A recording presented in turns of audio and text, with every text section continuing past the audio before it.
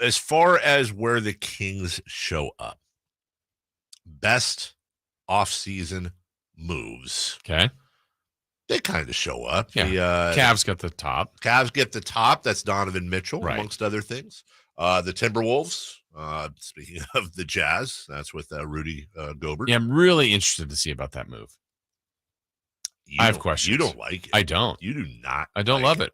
But again, they're different, and I like that. I appreciate that. I don't think it's going to work, but that's me. I could miss that one. Murph is saying Dallas has a bad defensive scheme. I completely agree with him, except 100% the opposite. Dallas has a fantastic defense. So you disagree with him? Yeah. What are you talking about, Murph?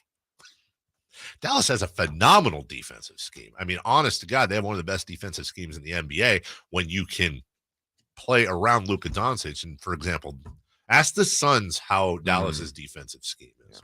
What player acquisition will make? Oh, and by the way, the Sixers are Sixers, T-Wolves, and Jazz, which is interesting. The Utah Jazz are tied for second in which team made the best overall moves this offseason. And I appreciate that answer because it tells me the GMs are thinking both ways. Yeah.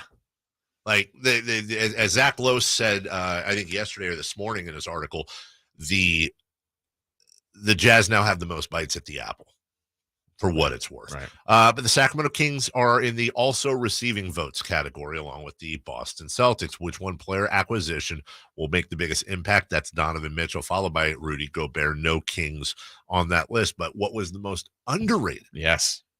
Player acquisition. Malcolm Brogdon with Boston leads up. PJ Tucker and John Wall tied at 14%. That's really weird.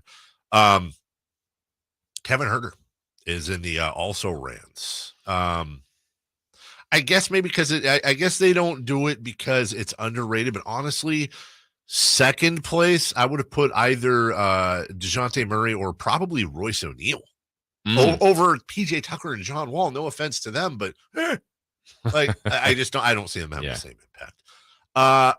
Which team will be most improved? Oh, Murph was being sarcastic. I'm sorry, buddy. I honestly thought you were being serious. Murph's a big Luka honk. Which team will be most improved? LA Clippers, 41%.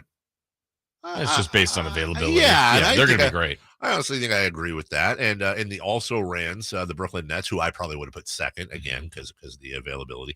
The Cavs and Pelicans are tied for second. That's probably right. The T-Wolves, if this happens, I mean, they were already pretty good last year, are in fourth. And the Sacramento Kings also got votes. But you know who else got votes right ahead of them? The Portland Trailblazers. You know what else? I agree. I think we're sleeping. Did the Lakers get votes? The Lakers did not. Interesting. But I don't want to sleep on the Blazers being better than they were. People forgot about Damian Lillard. Yes. And how really, really good he is. And Anthony Simons is very good. And who the hell they acquired defensively? I know they got Jeremy Grant. And there was one other guy they got. And health is the thing with them. Rookie of the year. Paolo Banchero, 79% of the vote. Keegan Murray, 17%. Which was second, though. Yeah. My gosh. My golly. And, part of that also is Chet Holmgren's out. Right. But I also think Banchero is going to be put in a spot to not only start, but he's going to play heavy minutes, get every opportunity to get a lot of stats. And he's good. Yes. And he's very, very good. Rookie that will be the best player in 5 years. Paolo Banchero was number 1. Keegan Murray, 5th. Okay. Behind Chet Holmgren, Jaden Ivey, and Jabari Smith. Yeah, I'm not sure about that one. I would not have put Chet Holmgren second. Not because of his talent, but because of his lack of ankle. Right. I think that's the biggest one. Other places where the Kings showed up. New coach to have the biggest impact. Number 1, Ham on 5, hold the mayo, Darvin Ham. Okay. Number 2, Mike Brown. Yeah. So if Mike Brown's going to have a big impact, you see the Kings as a team that's most improved. If Darvin Ham's your number 1 choice, why wouldn't the Lakers be an improved team for a team that didn't make the playoffs? That's kind of counterintuitive. I'm trying to think, can you have a big impact and not be better That'd be a better record-wise. Yeah, I'm trying to. Yeah. I don't know. Also, if you're going to do the same thing with, and kind of in the same spirit of voting Utah as one of the teams that made the best moves in the offseason, Right. is there a new coach that is going to have a really big negative impact that they could have put in there? Right. Darvin Ham, number 1, Mike Brown, 2, Steve Clifford, 3, Will Hardy, 4, and in Clifford and Hardy's case, that's actually 3 of the top 4. Was Darvin Ham a candidate for us? Mhm. Yeah, that's right. All top 4, All of as a them. matter of fact, were candidates. Mike Brown being number 2.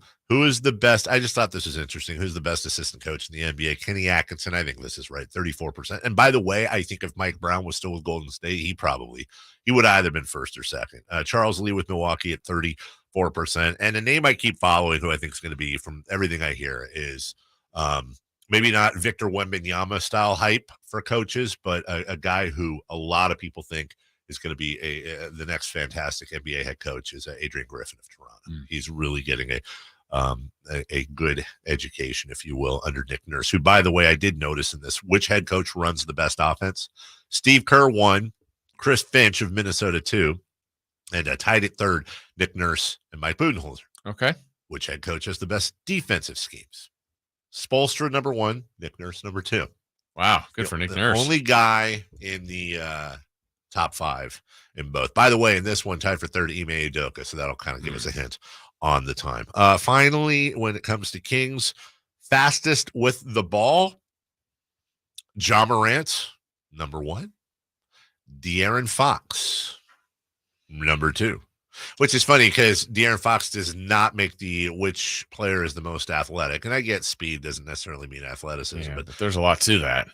62% say Ja, 31% say De'Aaron Fox, which makes up 83% of the vote. But Giannis Antetokounmpo is listen, he's fast for his size, right? But I don't think he's coming in 3rd in a race. Well, it's more like 2 steps for him. I think this is one that can actually be proven. I'd like to see this race. I would like to. Why can we not do this at the skill? How great would it be to have Fox versus Ja Morant? Mm-hmm. Here's my prediction. If you had Fox and Morant go at it, or if you had an open competition for who's the fastest with the ball, where they'd go like end line to end line, yeah, I'll bet you neither of those guys would win.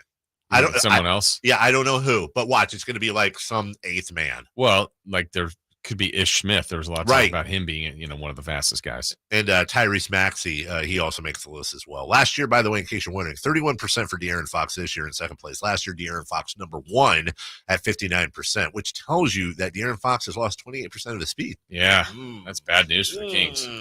Did he not work out in the offseason? We'll have more on that. Never. What we will talk